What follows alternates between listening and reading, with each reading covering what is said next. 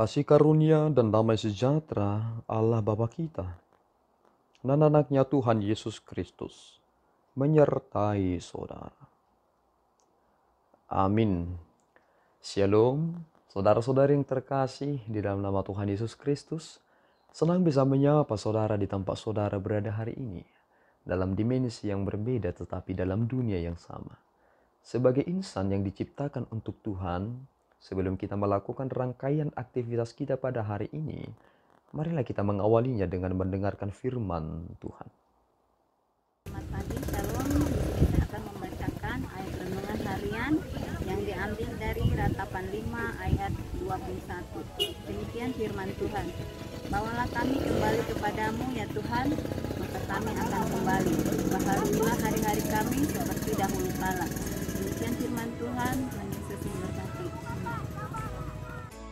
Saudara-saudari yang terkasih di dalam nama Tuhan Yesus Kristus, mungkinkah manusia menginjakkan kakinya di bulan? Jawabannya mungkin. Mungkinkah manusia menciptakan pesawat terbang? Jawabannya mungkin. Mungkinkah manusia menciptakan robot yang luar biasa? Jawabannya mungkin.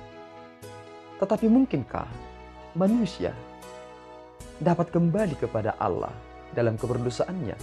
Jawabannya tidak. Mengapa demikian? Karena kita harus menyadari satu hal. Ada orang yang memahami seolah-olah seseorang itu diperkenankan kepada Tuhan dan mendapatkan keselamatan karena perbuatan. Padahal ia lupa bahwa statusnya adalah orang yang berdosa. Keberdosaan seseorang memposisikan dirinya sebagai orang yang berada di dalam gelap. Meskipun mata kita sehat, tetapi ketika kita berada dalam ruangan yang gelap, kita tidak tahu di mana kita sedang berada. Ketika kita tahu bahwa pintu ada di depan kita, tiba-tiba lampu padam. Kita menjadi sangat sulit untuk menjangkau itu, padahal mata kita sehat. Bukankah orang yang berdosa itu, meskipun ia melakukan kebaikan, ternyata apa yang ia lakukan tetap salah? Dan inilah yang sering sekali kita tidak pahami. Mengapa Yesus Kristus harus turun ke dunia ini? Karena tidak ada orang yang mampu kembali kepada Bapa. Karena eksistensinya telah rusak. Ia sudah berada di dalam kuasa dosa. Dan itu sangat sulit untuk membuat manusia itu terlepas dari belenggu ini. Maka ketika kita mendengarkan apa yang dinyatakan oleh Yeremia dalam kitab Ratapan pasal yang kelima ini.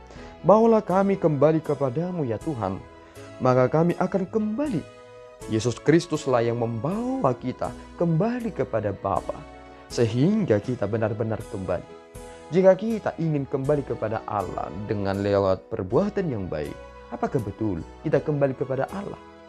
Karena apa yang telah kita lakukan di dunia ini atau penciptaan yang Tuhan nyatakan di dunia ini bukan hanya persoalan berbuat baik, tetapi memiliki iman yang benar. Dan lewat pemahaman iman yang benar itulah kita mampu mengerti apa yang kita lakukan di dunia ini. Sehingga kebaikan kita bukan hanya sebatas kebaikan yang terbatas semata. Dan oleh karena itu saudaraku yang terkasih, Tuhan memulihkan kita supaya memiliki prinsip hidup yang benar.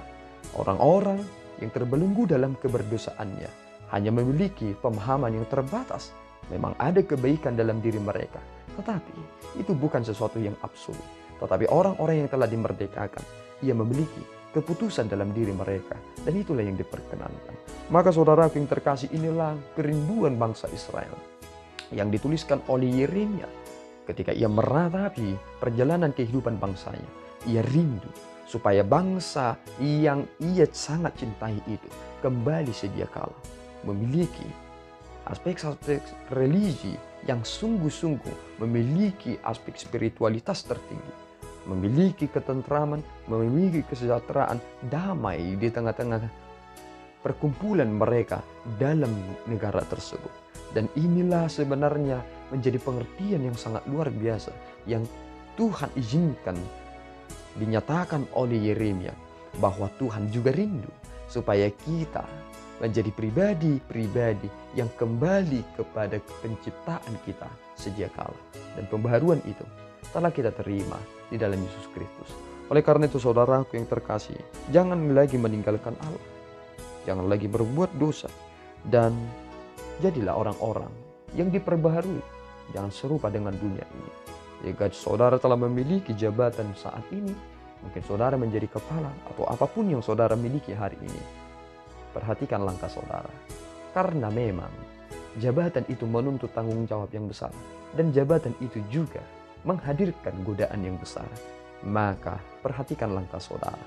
Jangan ketika saudara telah Tuhan berikan jabatan, saudara menyeleweng, meninggalkan Allah dari keindahan dan kenikmatan itu. Tuhan memelihara saudara. Amin, kita berdoa.